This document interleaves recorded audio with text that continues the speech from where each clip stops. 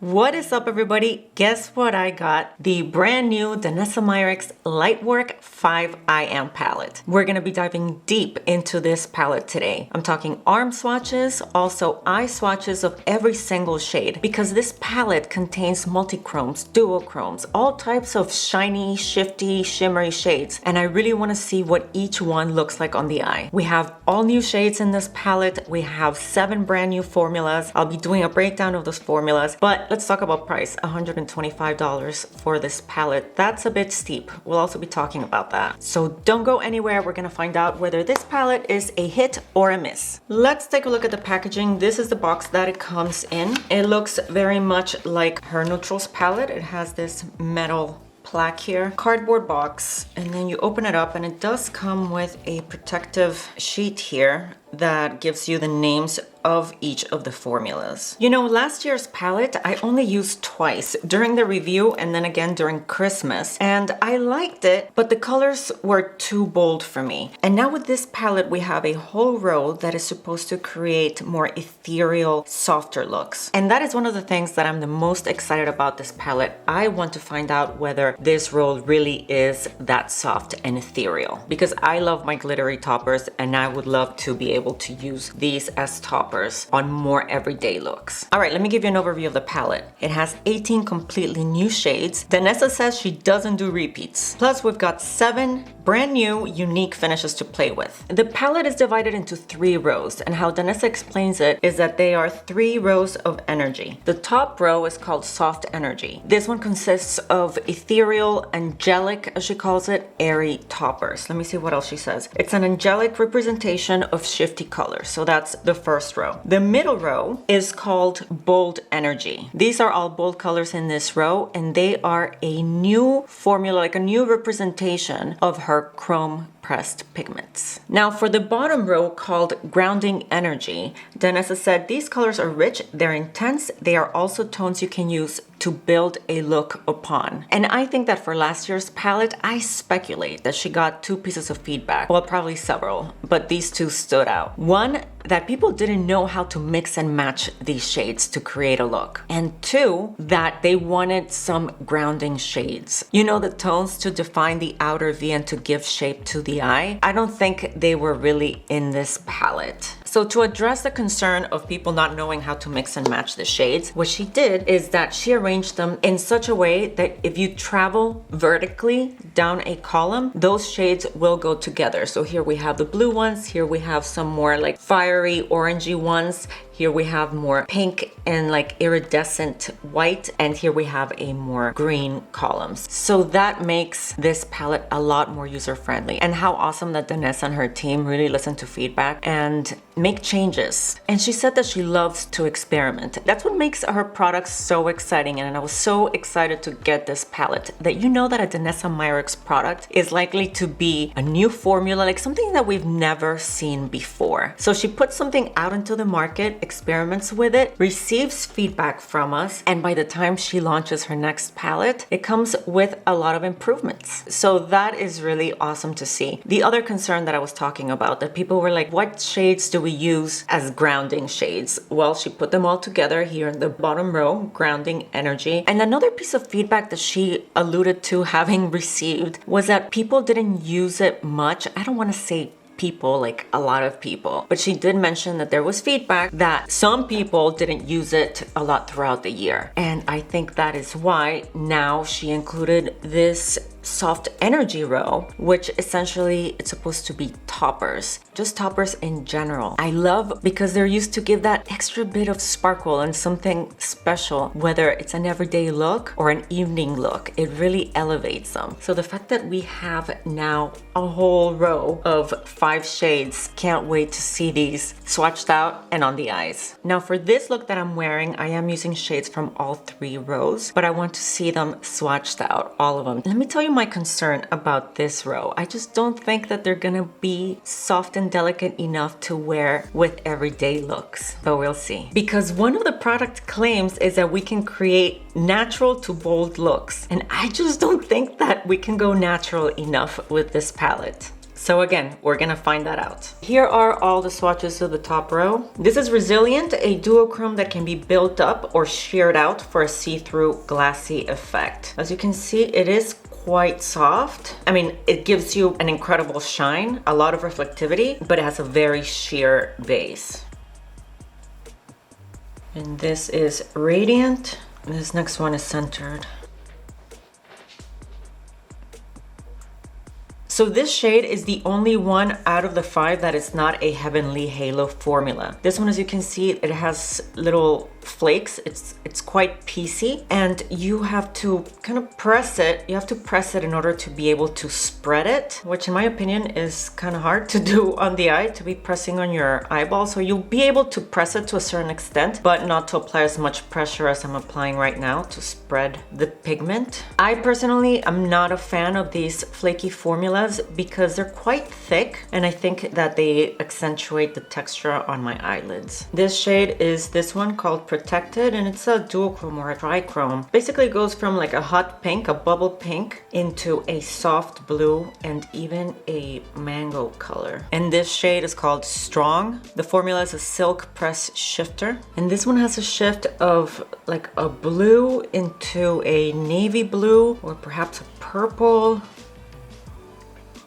Now this is a quite flaky texture, and you have to press in order to spread the pigment. You see how if you build it up, you get an opaque base. Yeah, I think it's pretty much 100% depending on how much you spread. You see, like just a scattered effect like that. Or if you kind of rub it in, then you get that base shade and it'll be more opaque. This is a beautiful color. It's quite iridescent. Okay, so I'm hoping that with this mirror, the camera will actually be able to catch all of the shifts, because I'm seeing like a lilac going into a sort of light green and also a frosty white. This is Fierce, and it's a whipped powder shifter formula. So we see a shift from like a green to a burnt orange and then a yellow.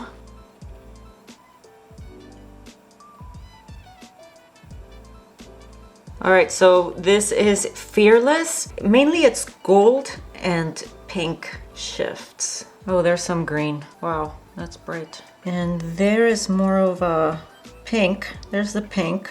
There's the gold.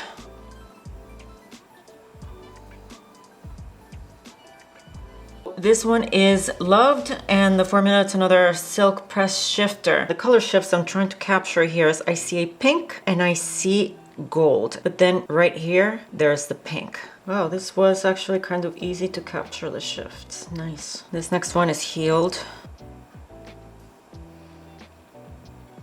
Okay, this one I see a few shifts. I see mainly purple, and then there's green. I saw a bit of orange somewhere, maybe here. This one is Inspiring, and this is one of my favorite colors.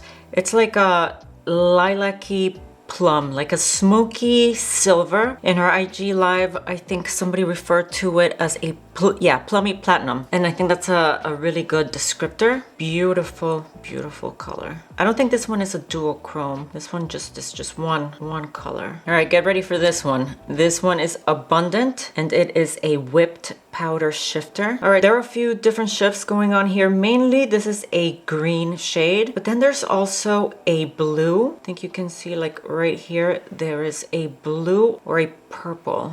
It's like a green to blue / purple. Oh, and some yellow too, some gold right here. So green, blue, and gold. Yeah, I see the gold again right here on my knuckle. All right, we're moving on to the bottom row now. This is the Grounding Energy row, and we're gonna start with Invincible. This is the only one of these shades that is a molten metal formula. Ooh, this is flaky. Hold on, let me show you. Wow.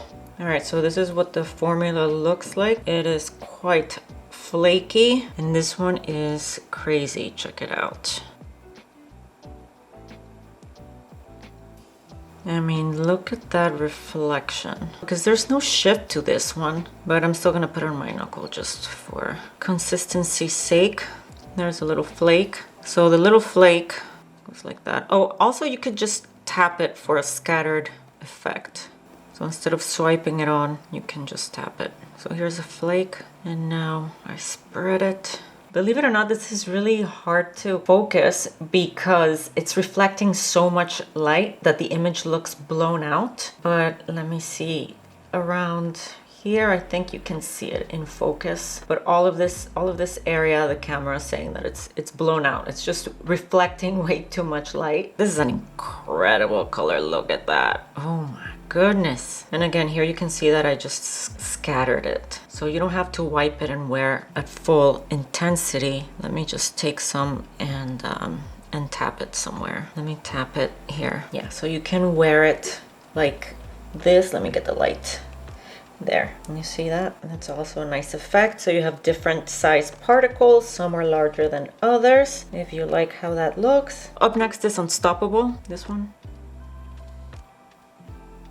Wow, this is gorgeous. This doesn't look to be a duochrome, does it? Okay, maybe. It's like a rust color and then perhaps it shifts to a silver. All right, so here's Unstoppable. Yeah, this color is very pretty. This is one of the colors that I have on my eyes today. Yes, actually I have this color all over the lid. This next one is Powerful. This one is a cushion chrome formula and you can wear any of these shades as an eyeliner too. Wow, this one is gorgeous. So there are a few shifts going on here. It's purple and yellow. Let me try to capture, but there's different shades of purple. There's like a more dark purple, another purple here, and then the yellow is right here on the knuckle. All right, now we're swatching Unbreakable. This is more of a satin formula. It's called Suede Shimmer. And for this one, I can definitely notice a difference in the formula. It's quite smooth and the finish looks quite like satin. This is not a duochrome. It's just one shade. And it's a really beautiful burgundy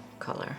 And this one doesn't have the high intense reflectivity of some of the other shades. So I'm thinking it'll work quite nicely to define the shape of the eye. And now I'm gonna swatch this shade called Enough. And this one is a suede shimmer formula, just like Unbreakable and like Unstoppable. So these three are suede shimmers. So they're looking really smooth. There are no glitter or glimmer particles, and it's not as reflective as something like Invincible here or some of the other shades. Because again, this is one of the grounding shades, so it has more of a base to it and it's rather smooth. It still has a lot of impact. Look at that beautiful green. Let's see if we can get other shifts going on here. Yeah, so it is mainly green, but I am seeing some gold reflects in there. So those were all the hand swatches. That was so much fun. And now what's gonna be even more fun is to see every single color on my eyes.